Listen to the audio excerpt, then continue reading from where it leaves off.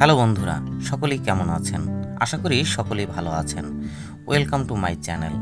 আজকে আপনাদের মাঝে আবার আসলাম একটি রোগ নিয়ে আলোচনা করার জন্য। আজকে যে রোগটি নিয়ে আলোচনা করব সেই রোগটি হচ্ছে পেট ফাঁপা বা পেটের গ্যাস।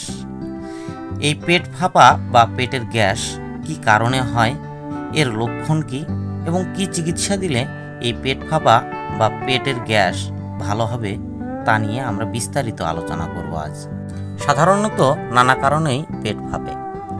এর মধ্যে মূল কারণ হচ্ছে অপুষ্টি। এছাড়া খাদ্যদ্রব্যের পরিবর্তনের কারণে পেট ফাঁপে, অনিয়মিত খাদ্য গ্রহণ, দীর্ঘদিন পেটের গোলমাল, কোষ্ঠকাঠিন্য, কৃমির সংক্রমণ, হজমের গোলযোগ, অম্ল বা অ্যাসিডের দরুন পেট ফাঁপে। আবার কখনো কখনো ঔষধজনিত কারণেও পেট ফাঁপা দেখা যায়। এছাড়া অতিরিক্ত অনিদ্রা অথবা অতিরিক্ত টেনশনের কারণেও পেট ফাঁপে। বিভিন্ন লক্ষণ দেখে পেট ফাঁপাকে নির্ণয় করা যায়। যেমন খাবার বা খাদ্য গ্রহণের পর রোগী পেট ভার বোধ করে, গ্যাস বের না হলে রোগীর পেট ভরা মনে হয়, ক্ষুধা লাগে না, মাঝে মাঝে অম্ল ঢেকুর বা টক ঢেকুর ওঠে, রোগী অস্বস্তি বোধ করে, মলত্যাগের ইচ্ছা থাকলেও পায়খানা ক্লিয়ার হয় না বা পরিষ্কার হয় না।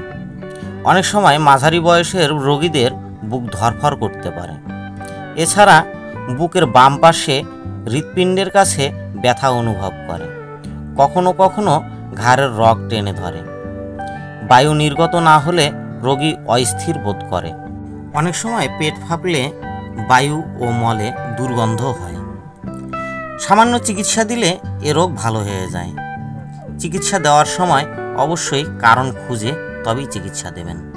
অ্যাসিডিটি বা গ্যাসের জন্য ওমিপ্রাজল অথবা ইসোমিপ্রাজল অথবা রেবিপ্রাজল অথবা প্যান্টোপ্রাজল অথবা ডেক্সল্যান্সোপ্রাজল যুক্ত ঔষধ দেবেন।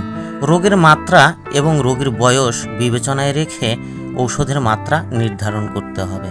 রোগীর যদি বুক জ্বালা পোড়া থাকে অথবা বুক পুড়ে পুড়ে ওঠে অর্থাৎ পেটে অতিরিক্ত গ্যাস হলে sodium alginate plus sodium bicarbonate plus calcium carbonate যুক্ত ঔষধ অথবা potassium bicarbonate plus sodium alginate যুক্ত ঔষধ দিয়ে দেবেন। রোগীর যদি পেট ভার বোধ হয় তাহলে ডম্পেরিডন যুক্ত ঔষধ দিয়ে দেবেন।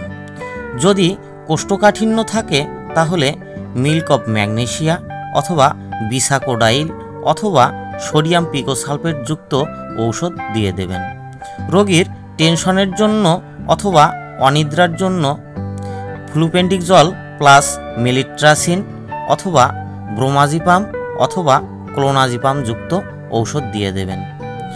আমাশয় থাকলে ম্যাট্রোনিডাজল যুক্ত ঔষধ দিয়ে দেবেন। যদি পাতলা পায়খানা থাকে তাহলে লোপেরামাইড অথবা টেট্রাসাইক্লিন যুক্ত ঔষধ দিয়ে দেবেন। ভিটামিনের অভাবের জন্য ভিটামিন বি কমপ্লেক্স যুক্ত ঔষধ দিয়ে দেবেন কমপক্ষে 1 মাস। চিকিৎসা চলাকালীন রোগীকে কিছু নিয়মকানুন মেনে চলতে হবে। যেমন প্রচুর পানি পান করতে হবে, স্বাভাবিক নরম বা ঝোলের তরকারি খেতে হবে, হাতের নখ পরিষ্কার রাখতে হবে, যে সকল খাদ্য খেলে পেট ফাঁপে তা কমাতে হবে, সঠিক নিয়মে সঠিক সময়ে খাবার খেতে হবে। বন্ধুরা, ভিডিওটি যদি ভালো লেগে থাকে বন্ধু মনে করে পাশে থাকবেন, ভিডিওতে লাইক দিয়ে দেবেন, চ্যানেলটি সাবস্ক্রাইব করে রাখবেন। আবার দেখা হবে নেক্সট ভিডিওতে।